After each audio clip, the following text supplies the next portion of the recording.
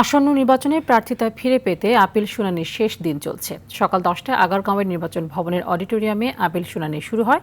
শুনানির প্রথমার্ধে 35টি আপিলের শুনানি হয়েছে। এর মধ্যে 10টি মঞ্জুর ও নাম মঞ্জুর করা হয় 18টি আপিল। এছাড়া অপেক্ষমান রাখা হয় 5টি আবেদন। এই দিন প্রথমার্ধে প্রার্থিতা প্রত্যাহার করেন 2 জন। এদিকে অপেক্ষমান আপিলে দ্বৈত নাগরিকত্ব থাকা প্রার্থীদের বিষয়ে গুরুত্বপূর্ণ সিদ্ধান্ত হবে দ্বিতীয় ভাগে। এর আগে অষ্টম দিনে 112টি আবেদনের শুনানি গ্রহণ করা হয়। এর মধ্যে 45টি মঞ্জুর ও নাম মঞ্জুর হয় 37টি আপিল। আর গত 8 দিনে 400 জনের আপিল মঞ্জুর করে কমিশন।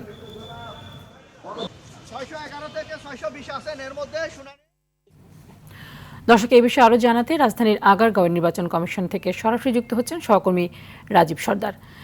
রাজীব, একটু জানাবেন ছাত্রদলের ইসি ঘেরাওয়ের কর্মসূচি এখন কোন পর্যায়ে রয়েছে, কি বলছেন তারা? এবং আমরা জানি যে আজকে আপিল শুনানির শেষ দিন, এখন পর্যন্ত শুনানি চলছে কিনা, যারা শুনানির জন্য এসছেন তারা কি বলছেন?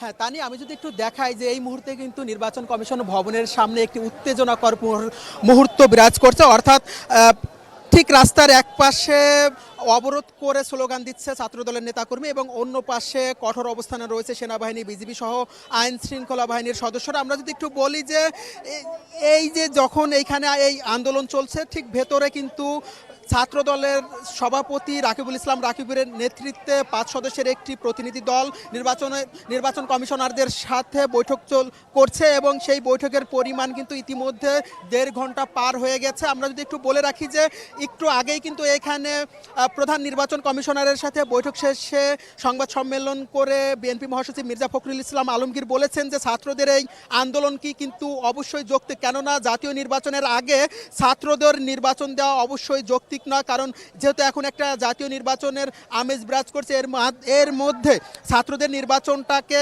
কোনো মতেই গ্রহণ করা যায় না, এমনই কিন্তু জানিয়েছেন বিএনপি মহাসচিব মির্জা ফখরুল ইসলাম আলমগীর। আমরা যদি একটু বলে রাখি যে ভেতরে অর্থাৎ বাইরে যখন এই আন্দোলন চলছে বা ঘেরাও কর্মসূচি চলছে বা উত্তেজনাকর মুহূর্ত বিরাজ করছে, ঠিক ভেতরে কিন্তু শেষ দিনের মতো আপিল শুনানি চলছে। অর্থাৎ আজ যে 611 থেকে 645 নাম্বার যে আপিল শুনানির দিন ধার্য রয়েছে, সেই আপিল শুনানি চলছে। মাগরিবের আগে পর্যন্ত কিন্তু আপিল শুনানির সকল সেক্টরের অভিযোগের শুনানি নিষ্পত্তি হয়েছে। অর্থাৎ শুধুমাত্র দ্বৈত নাগরিকের যে অভিযোগটি রয়েছে, সেই অভিযোগের আপিল শুনানির বাইরে সকল সেক্টরের আপিল শুনানি শেষ হয়েছে। এর মধ্যে ঋণখেলাপির আপিল শুনানিগুলো কিন্তু শেষ হয়েছে। আমরা যদি একটু বলে রাখি যে ঋণখেলাপির আপিল শুনানির প্রেক্ষিতে যে চট্টগ্রাম 4 আসনে বিএনপি মনোনীত প্রার্থী আসলাম চৌধুরীর মনোনয়ন যে ঝুলেছিল সেটি কিন্তু বৈধতা দিয়েছে। অর্থাৎ বিএনপি মনোনীত প্রার্থী আসলাম চৌধুরী কিন্তু নির্বাচনে প্রার্থিতা করতে আর কোনো বাধা নেই।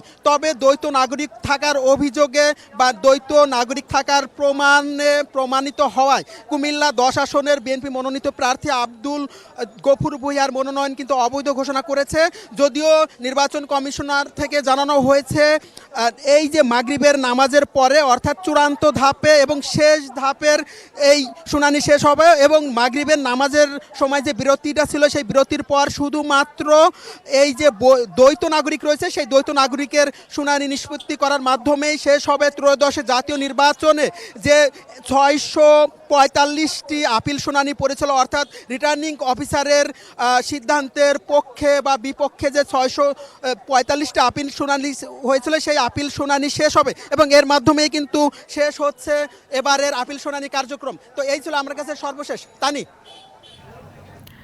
ধন্যবাদ আপনাকে।